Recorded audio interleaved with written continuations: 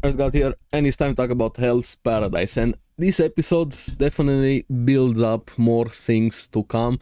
In the first half, being focused on the fight versus Jufa and Taofa, kind of had their tragic end. But I do have a bit of criticism. I think the fight went a little bit too well for our group there. Granted, it was still hard, but no, maybe I just kind of expected it a bit to be longer, harder. It seemed like the plan just went too well.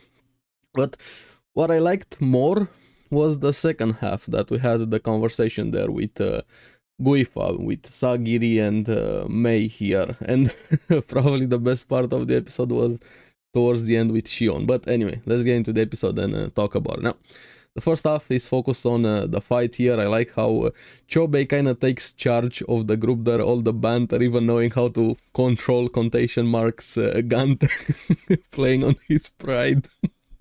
That was nice here, and seeing a bit of the growth that Toma has undergone while they were separated here, and him actually going on the defensive here, but while he was protecting them from the attacks. I like that Toma was the one that also had to step in and protect his brother, kind of a bit of a role reversal there. And meanwhile, we had Fuchi and Toma working together, having a plan to cut the Tencent there, buffing each other up with their own Tao to amplify that hindering effect here, showing a bit of the potential of the power system, which I liked that quite a lot, and the understanding of the characters. And Gante always wanted to be the one that does it. I like how he charged in and fell into the pool there.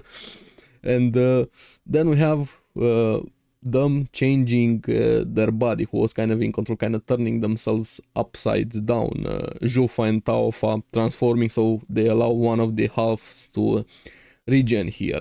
And this is where I feel like the plan worked a bit too well for the group. They split into two groups, 2 and 2, to be able to cut both tandems at the same time. And I like how Chobe had faith in Toma here, relying on him and kind of playing a bit with Gante there.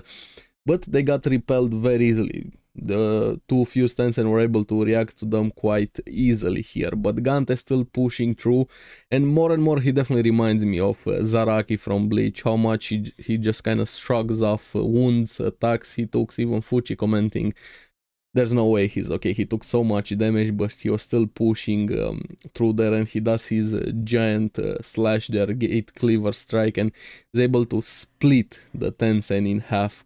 And the imagery here was very powerful, how they were split in half, and then at the same time cutting their tendons there. But Taofa was the one that died first here, and I feel like she was a bit more tragic than Jufa. She probably had the most innocent left, or at least a bit of it into her. That doesn't excuse his behavior and everything they did. And them being tragic, both of them together, how they were grouped up here, and the disrespect that Chobei had with his secret plan, with the medicine there, the spirits, the alcohol, with Tao infused in his stole it, and he just slashes his own stomach, guts there, and pulls it out. A thief in the end here. He definitely planned this out, his betrayal, or not really betrayal, because he was never really on their side. But I don't know, maybe I expected a bit the fight to be kind of the entire episode, but it went by really fast, and him just pouring one out there on Jufa to be able to hinder his Tao because of the incompatibility. He had to use the spirits here, and Taofa kind of turned into that peach plant or whatever it was. And I like moments like this when Fuchi kind of hugged a bit Taofa.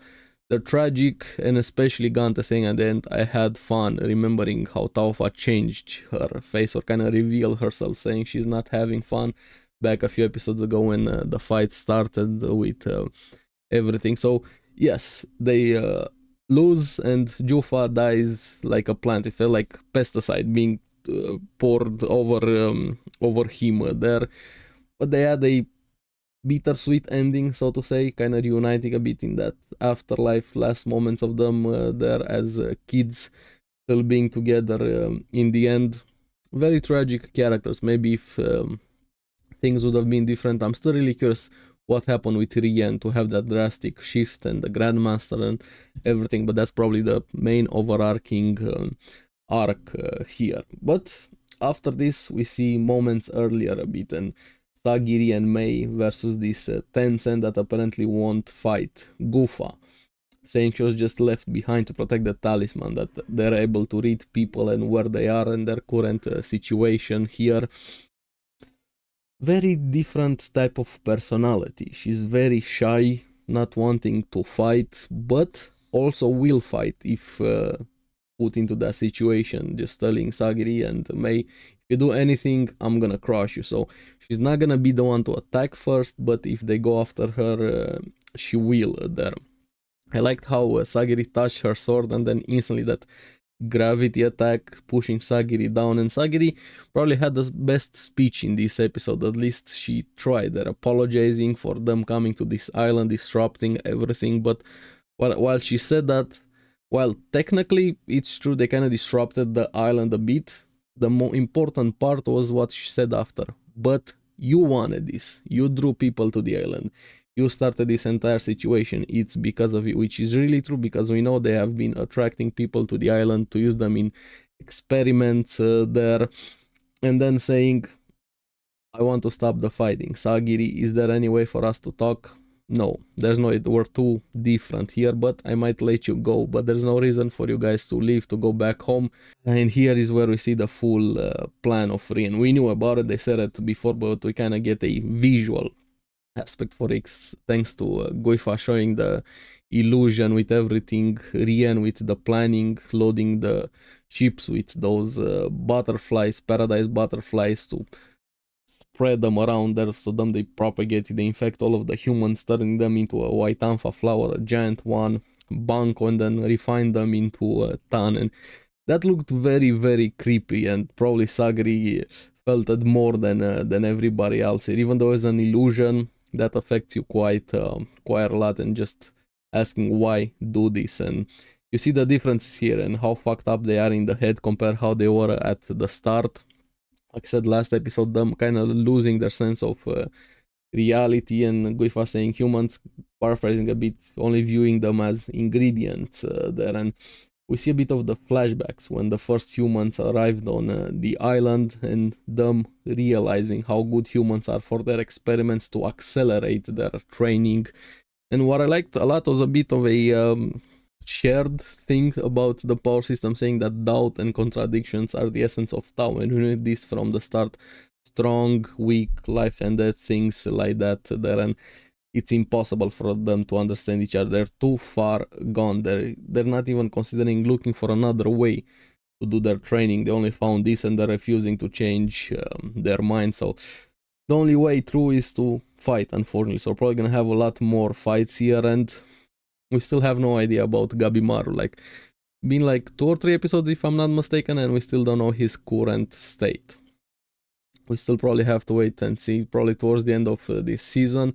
But the best scene in this episode goes to Shion. We see him there in his current situation versus, I think that was Jujin, if I remember correctly the name of this Tencent. He cut him 215 times to exhaust his regeneration, because couldn't hinder his powder. And what was great, he kept cutting even though he was really tired. And favorite part was at the end, even Jujin was on the run trying to retreat to recover himself. Are you insane?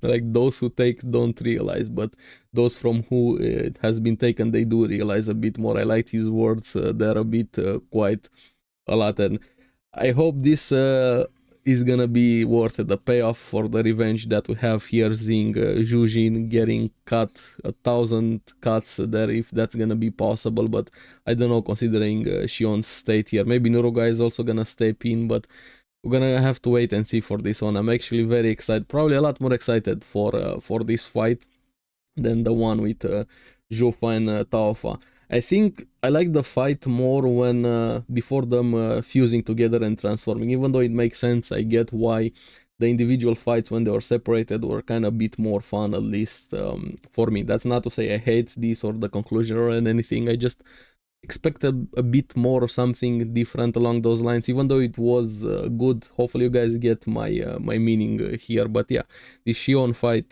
I'm very excited for, and maybe at some point we're gonna get some information with Gabimaru, how he's gonna recover, because there's no way he's dead, right?